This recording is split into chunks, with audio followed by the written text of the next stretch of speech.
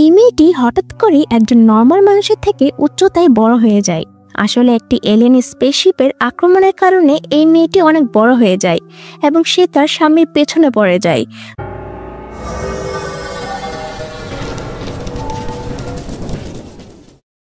গল্পের শুরুতে আমরা ন্যান্সিকে দেখতে পাই। ন্যান্সি তার গাড়িতে কোথাও যাচ্ছে। সে তার স্বামী হ্যারিকে ফোন করে, কিন্তু হ্যারি তার অফিসে ছিল না। আসলে হ্যারি ন্যান্সির বাবার কোম্পানিতে কাজ করে, আর হ্যারির অনেক দিন ধরেই হানি নামের একটি মেয়ের সাথে রিলেশন, যার কারণে ন্যান্সি খুব দুশ্চিন্তায় থাকতো এবং ন্যান্সির একজন মনোরোগ বিশেষজ্ঞ ডোরার কাছে যেতে হতো। ন্যান্সি ডোরাকে বলে, আমার বখাটে স্বামী বলেছিল সে হানির পিছুটান ছেড়ে দিবে, কিন্তু প্রতি রাতে আমার লোক তার কাছে যায়, আর যাই হোক ও আমার বাবার টাকায় আগ্রহ, আমার প্রতি না। তারপর ন্যান্সি এখান থেকে চলে যায়। এরপর ন্যান্সি তার স্বামীর খোঁজে হানির বাড়িতে চলে আসে। সে জোরে চিৎকার শুরু করে এবং কিছুক্ষণ পর একজন পুরুষ ন্যান্সিকে বলে যে হ্যারি এখানে নেই, এবং ন্যান্সি মন খারাপ করে দূরে চলে যায়। এরপরে আমরা হ্যারিকে হানির বাড়িতে দেখতে পাই এবং এখানে সে হানির সাথে মজা করছিল, কিন্তু আমরা জানতে পারি যে হ্যারি তার স্ত্রীকে তাদের পথ থেকে সরাতে চায় এবং তার বাবার টাকা দিয়ে হানিকে নিয়ে মজা করতে চায়। এখানে যখন ন্যান্সি তার বাসে যাচ্ছিল, পথে হঠাৎ ন্যান্সি দেখতে পাই এলিয়েন স্পেসশিপ এসেছে। ন্যান্সি স্পেসশিপ দেখে এখান থেকে পালানোর চেষ্টা করে। স্পেসশিপ থেকে একটি আলো সরাসরি ন্যান্সির উপর পড়ে, কিন্তু সুযোগ পেয়েই পালিয়ে যায় ন্যান্সি। এরপর ন্যান্সি আবার হানির বাড়িতে যায়। সে এসে হ্যারিকে ডাকতে শুরু করে। দুজন সম্ভ্রান্ত লোক এখানে আসলে ন্যান্সি তাদের বলে, আমি হাইওয়েতে একটি বিশাল এলিয়েন স্পেসশিপ দেখেছি। তারপর একজন সে হ্যারির কাছে গিয়ে বলে, আপনার স্ত্রী একটি এলিয়েন স্পেসশিপ দেখেছে। এরপর শেরিফ ন্যান্সিকে সেই জায়গায় নিয়ে যায় যেখানে সে স্পেসশিপ দেখা গিয়েছিল, কিন্তু এখানে কোনো স্পেসশিপ দৃশ্যমান ছিল না। এবং তখনই সেখানে ন্যান্সির বাবা বব আসে এবং তারপর বব ন্যান্সিকে নিয়ে এখান থেকে চলে যায় এবং ন্যান্সিকে তিনি বলেন, এই ধরনের কথা বলে মানুষের সামনে আমার সম্মান কমিয়ে দিও না। ন্যান্সি বলে, আমি সত্যি এক এলিয়েন স্পেসশিপ দেখেছি, কিন্তু বব ন্যান্সির কোনো কথা শুনে না। তারপর রাতে ন্যান্সি হ্যারির সাথে দেখা করে এবং হ্যারিকে এলিয়েন স্পেসশিপের ব্যাপারে সব বলে এবং হ্যারি ন্যান্সির কথা বিশ্বাস হয়। ন্যান্সি বলে যে এমনিতেও আমার জন্য তোমার চিন্তা নেই, কারণ তুমি তো হানির বিছানা গরম করো।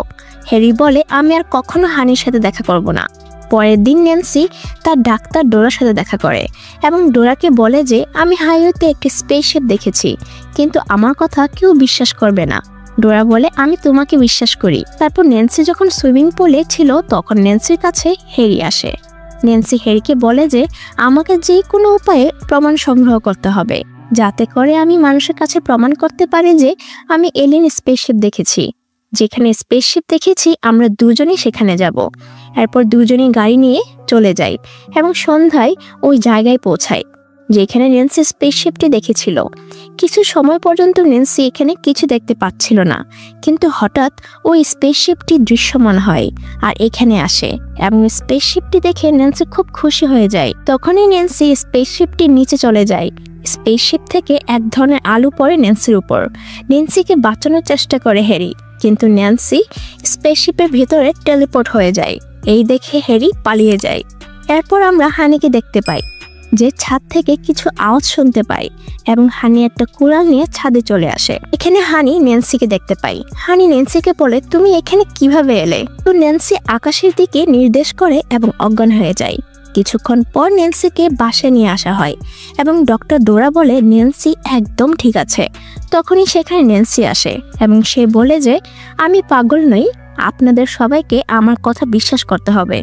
কিন্তু এখানে হ্যারি এবং বব ন্যান্সির মা সম্পর্কে তর্ক শুরু করে। এসব শুনে ন্যান্সি খুব রেগে যায়। হঠাৎ ন্যান্সির কাপড় ছিঁড়তে শুরু করে।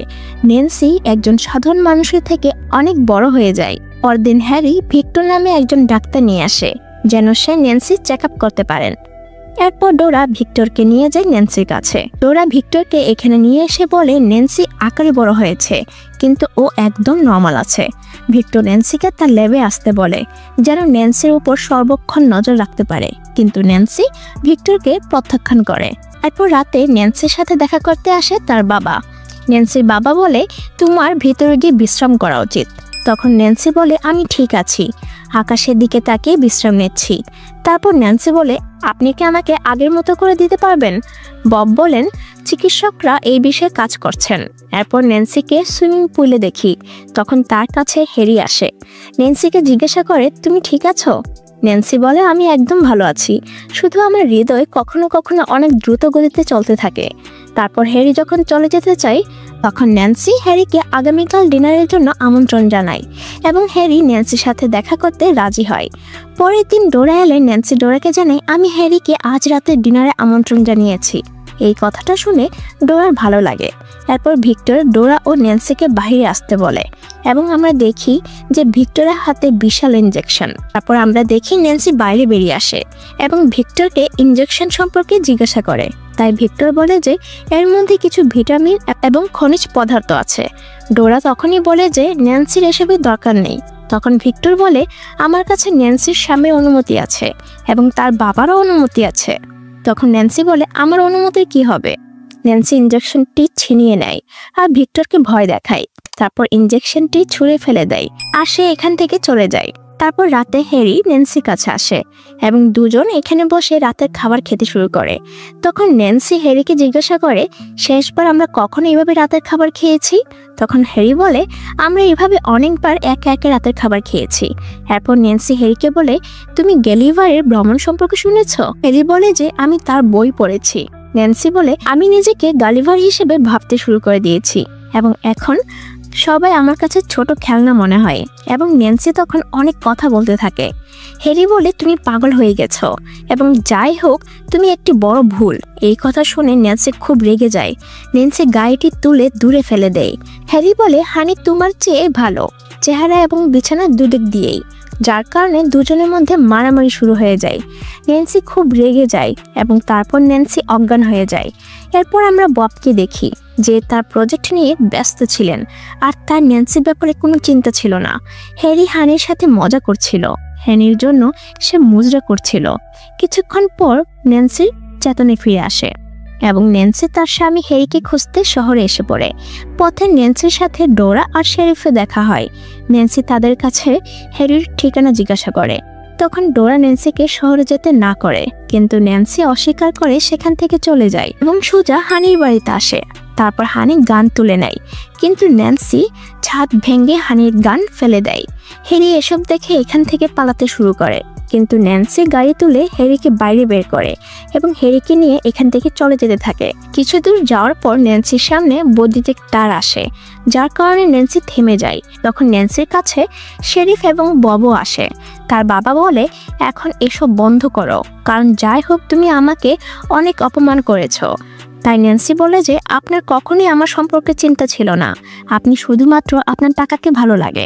এটি শুনে বব শেরিফকে বরখাস্ত করার কথা বলে। যখনই শেরিফ নির্দেশ দেয়, সবাই ন্যান্সিকে আক্রমণ করতে শুরু করে, যার কারণে ন্যান্সি পিছনে চলে যায় এবং বৈদ্যুতিক তারের উপর পড়ে যায় এবং বৈদ্যুতিক শক লাগে। কিন্তু হঠাৎ এখানে ওই এলিয়েন স্পেসশিপটি আসে। ন্যান্সি এবং হ্যারিকে নিজের ভেতরে টেলিপোর্ট করে নেয়। এটা দেখে সবাই অবাক হয়ে যায় আর এখান থেকে স্পেসশিপটি চলে যায়। কিছু সময় কেটে যাওয়ার পর আমরা হ্যারিকে দেখতে পাই, তাকে স্পেসশিপের ভেতরে বন্দির মতো রাখা হয়েছিল। এরপর আমরা এখানে ন্যান্সিকে দেখতে পাই, যে স্পেসশিপের মানুষের সদস্য হয়ে ওঠে। ন্যান্সি হ্যারিকে বলে যে এখন তোমাকে এইভাবে এখানে থাকতে হবে, কারণ এটাই এখন আমাদের বাড়ি। এবং ন্যান্সি এখান থেকে চলে যায় এবং এই সিনেমা এখানেই শেষ হয়। আজকে এই মুভিটি আপনাদের কাছে কেমন লেগেছে? ভালো লাগলে লাইক, কমেন্ট আর শেয়ার করে দিবেন। নতুন নতুন আরও মুভি দেখতে চ্যানেলটিকে সাবস্ক্রাইব করতে ভুলবেন না। দেখা হবে নতুন কোনো মুভির এক্সপ্লেনেশনে। সেই পর্যন্ত সবাই সুস্থ থাকবেন। ধন্যবাদ।